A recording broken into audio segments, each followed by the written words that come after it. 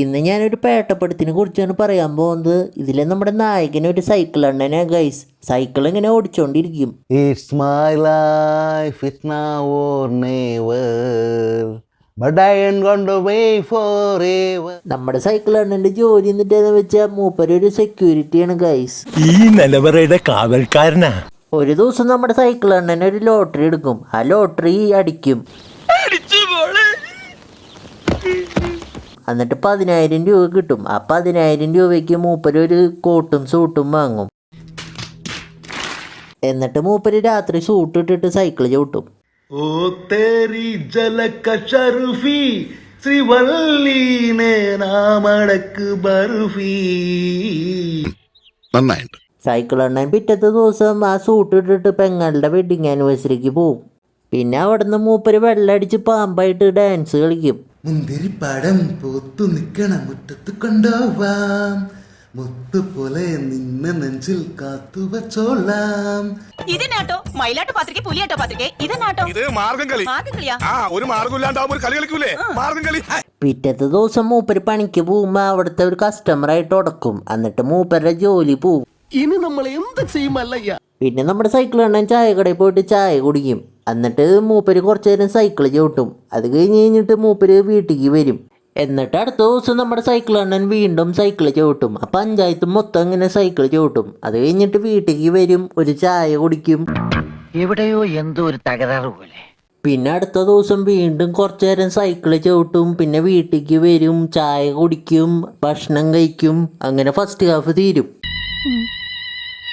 ഇതെന്തും മറിമായും എനിക്ക് ഭ്രാന്തായി പോയതാണ്. അത് നാട്ടുകാർക്ക് മൊത്തം ഭ്രാന്തായ. പിന്നെ സൈക്കിൾ അണ്ണൻ വീണ്ടും ചായ കുടിക്കാനായിട്ട് ചായ കടയിൽ പോവും. അപ്പം ചായ കടക്കാരൻ ചായ തരില്ല എന്ന് പറയും. പൈസ ഉണ്ട്, ചായ കുടിച്ചാൽ മതി. ചില്ലറ എന്നല്ല, 365 ഉറുപ്പ്യ തരാനുള്ളത്. വൈരേ ഹൈസൻസ് ഫോർ മീ ഡാ and I was only far away. Would I run off the world someday? Nobody knows. പാവം അയാൾ കരഞ്ഞുകൊണ്ടാ പോകുന്നത്. നമ്മുടെ സൈക്കിൾ അണ്ണൻ്റെ വിഷമം സഹിക്കാൻ പറ്റാണ്ട് സൈക്കിൾ അണ്ണൻ്റെ ഭാര്യ ഒരു ചായ ഉണ്ടാക്കി കൊടുക്കും നമ്മുടെ സൈക്കിൾ അണ്ണന്. എന്നിട്ട് അവർ ചായ കുടിക്കും. മഴ ചായ ജോൺസൺ മാഷ്. ചായ കുടിക്കുമ്പോൾ നമ്മുടെ സൈക്കിൾ അണ്ണന് ഒരു ഐഡിയ തോന്നും. നമുക്കൊരു ചായക്കട ഇട്ടാലോ എന്ന് തോന്നും. എന്നിട്ട് അവരൊരു ചായക്കട ഇടും. പിന്നെ ആ പഞ്ചായത്തിൽ ഭയങ്കര ഫേമസ് ആവും ആ ചായക്കട. അങ്ങനെ മൂപ്പര് ഒരു കോടീശ്വരനാവും ഗൈസ്. കേട്ടിട്ടില്ലേ? An idea can change your life. പിന്നെ നമ്മുടെ സൈക്കിൾ അണ്ണനെ കാണാനായിട്ട് ഒരു മൂവി ഡയറക്ടർ വരും. എന്നിട്ട് നമ്മുടെ സൈക്കിൾ അണ്ണൻ്റെ കഥ ഒരു സിനിമയാക്കാമെന്ന് പറയും. എന്നിട്ട് അതിൽ പ്രൊഡ്യൂസ് ചെയ്യാനായിട്ട് നമ്മുടെ സൈക്കിൾ അണ്ണനോട് പറയും. എന്നിട്ട് സൈക്കിൾ അണ്ണൻ ആ പടം പ്രൊഡ്യൂസ് ചെയ്യും.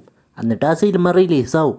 പിന്നെ അതൊരു പേട്ടപ്പടമായ കാരണം ആ പടം പൊട്ടും. അതായത് ഇങ്ങനെ ആകാശത്ത് പോയിട്ട് പൂവടി പോലെ വളരെ കളർഫുൾ ആയിട്ടുള്ള ഒരു തിയേറ്റർ ബോംബായിരുന്നു. ഇവിടെ ചായപ്പീടിയ പോയിട്ടോ. ചായക്കട പോയ കാരണം നമ്മുടെ സൈക്കിൾ അണ്ണൻ വീണ്ടും സൈക്കിൾ ചവിട്ടും. അത് കഴിഞ്ഞിട്ട് വീട്ടിലൊരു കൃഷി തുടങ്ങും.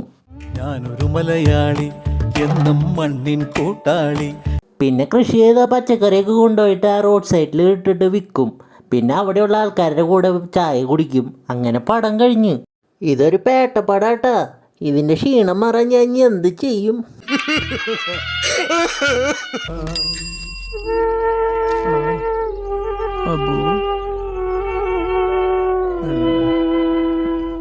ചേട്ടാ ചായ വേണോ?